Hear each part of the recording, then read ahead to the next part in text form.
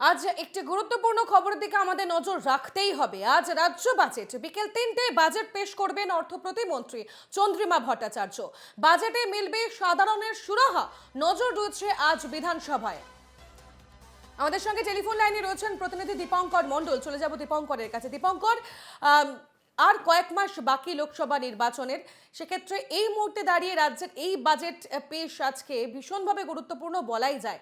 আজকের এই বাজেটে বিভিন্ন বিষয় কিন্তু একেবারে উল্লেখযোগ্য, উঠে আসতে পারে অনেক কিছুই। তনুশ্রী, তুমি একদমই ঠিক বলেছো। আর কয়েক মাসের মধ্যেই লোকসভা নির্বাচন এবং মুখ্যমন্ত্রী মমতা বন্দ্যোপাধ্যায়, এবং তিনি একাধারে মুখ্যমন্ত্রী অন্যদিকে তৃণমূল নেত্রীও, হুম। তিনি ঘোষণা করেছেন যে তিনি রাজ্যের 42টি আসনে অল আউট লড়বেন এবং রাজ্যের এই 42টি আসনের দিকেই তার নজর রয়েছে। আজকের যে রাজ্য বাজেট, রাজ্য বিধানসভায় যেটা পেশ হতে চলেছে, হুম। সেখানে মনে করা হচ্ছে, রাজনৈতিক মহল মনে করছে যে কোনো চমক থাকতে পারে। সেখানে কোনো নতুন কোনো প্রকল্পের কথা ঘোষণা করা হতে পারে বলে মনে করছে। আবার অন্যদিকে যেটা এই রাজ্যে চালু আছে, লক্ষ্মীর ভান্ডার প্রকল্প, প্রত্যেক মহিলাকে 500 টাকা করে প্রতি মাসে দেওয়া হয়। হুম। সেই লক্ষ্মীর ভান্ডারের পরিমাণও, আর্থিক পরিমাণও বাড়তে পারে বলে একাংশ মনে করছে। আবার কেউ কেউ মনে করছেন যে নতুন কোনো প্রকল্প, নতুন কোনো চমক মুখ্যমন্ত্রী তুরুপের তাস হিসেবে তিনি ওপেন করতে পারেন, তিনি ঘোষণা করতে পারেন। আমাদের নজর সেদিকে রয়েছে। তবে কোনো নতুন ঘোষণা যে হবেই সে কথা নিঃসন্দেহে বলাই যায়, তনুশ্রী। আরো একটি বিষয় তোমার কাছ থেকে জানতে চাইবো। আপনার আমরা জানি যে কিছুদিন আগেই মুখ্যমন্ত্রী মমতা বন্দ্যোপাধ্যায় ধর্ণা মঞ্চ থেকে তিনি ঘোষণা করেছিলেন যে যারা ইতিমধ্যে 100 দিনের কাজের টাকা পাননি, সেক্ষেত্রে সমস্ত সেই টাকা মেটাবে রাজ্য। তাহলে আজকের এই বাজেটে তো সেই প্রসঙ্গ উল্লেখ থাকার কথা। হ্যাঁ, বাজেট ভাষণ দেবেন অর্থমন্ত্রী চন্দ্রিমা ভট্টাচার্য, এবং তারপরে সাংবাদিক বৈঠক করবেন মুখ্যমন্ত্রী মমতা বন্দ্যোপাধ্যায়।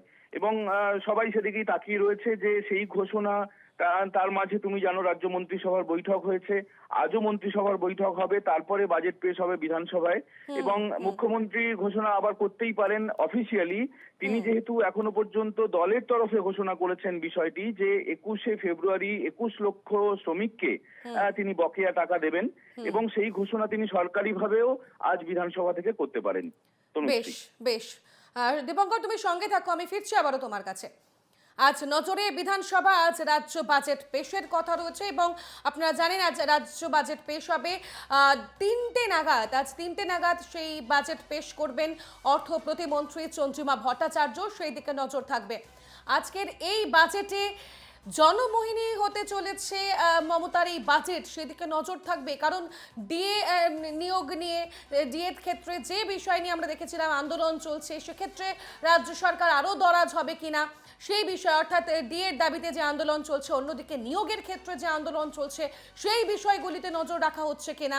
অন্যদিকে লক্ষ্মীর ভান্ডার, একটু আগেই আমরা কথা বলছিলাম আমাদের প্রতিনিধি দীপঙ্কর মণ্ডলের সঙ্গে, দীপঙ্করও যেমনটা বলছিলেন, লক্ষ্মীর ভান্ডার সেক্ষেত্রে তার বরাদ্দ বাড়ানো হচ্ছে কিনা, কন্যাশ্রী, রূপশ্রীর মতো প্রকল্প এখনো পর্যন্ত যেগুলি রাজ্য সরকারের তরফ থেকে চালানো হয়েছে এবং সেগুলি চলছে, সেক্ষেত্রে বরাদ্দ বাড়ছে কিনা, স্বাস্থ্য সাথীতে বাড়ছে কিনা বরাদ্দের পরিমাণ, সেই দিকে নজর থাকবে।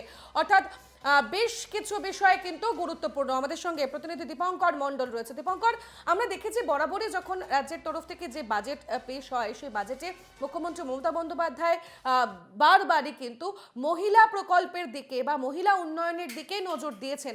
সেক্ষেত্রে এবারও বাজেটে যে সেই বিষয়ে কোনো চমক থাকতে চলেছে, এমনটাই কিন্তু মনে করছে রাজনৈতিক মহল।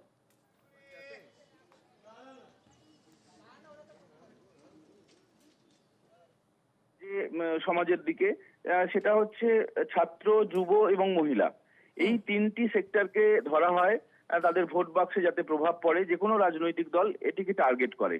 সেদিক থেকে মুখ্যমন্ত্রী মমতা বন্দ্যোপাধ্যায় তিনি শুরু থেকেই তিনি কিন্তু ছাত্র, যুব এবং মহিলা, এই এই তিনটে যে ক্যাটাগরি, এখানে তিনি নজর দিয়েছেন তিনি ক্ষমতায় আসার পর থেকে।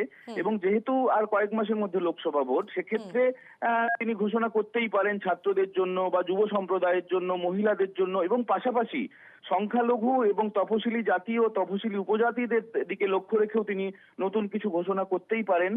কারণ একদিকে আজ আমরা জানি যে রেড রোডে সংখ্যালঘু সম্প্রদায়ের এবং তপশিলি জাতি ও তপশিলি উপজাতি সম্প্রদায়ের দায়িত্বে আজ হতে চলেছে তৃণমূলের যে সংখ্যালঘু সেল, তাদের দায়িত্বে আজ রেড রোডে ধর্ণা হতে চলেছে। এবং বকেয়ার উদ্ধারের দাবিতে কেন্দ্রীয় সরকার বকেয়া রেখেছে এমন অভিযোগ করে এই ধর্ণা টানা চলছে, 13 তারিখ পর্যন্ত চলবে। এবং তার মাঝেই রাজ্য বাজেট, অতএব এটা মনে করা যেতেই পারে, এটা রাজনৈতিক মহল মনে করছে যে ছাত্র, যুব, সংখ্যালঘুদের পাশাপাশি মহিলাদের জন্য নতুন কোনো প্রকল্প একেবারে অথবা অর্থাৎ কোনো সেই প্রচলিত দিকেও প্রকল্পে কোনো নতুন প্রকল্প বা নতুন চমক থাকতে পারে আজকের বাজেটে। ধন্যবাদ দীপঙ্কর। কথা বলছিলাম প্রতিনিধি দীপঙ্কর মণ্ডল আমাদের সঙ্গে ছিলেন।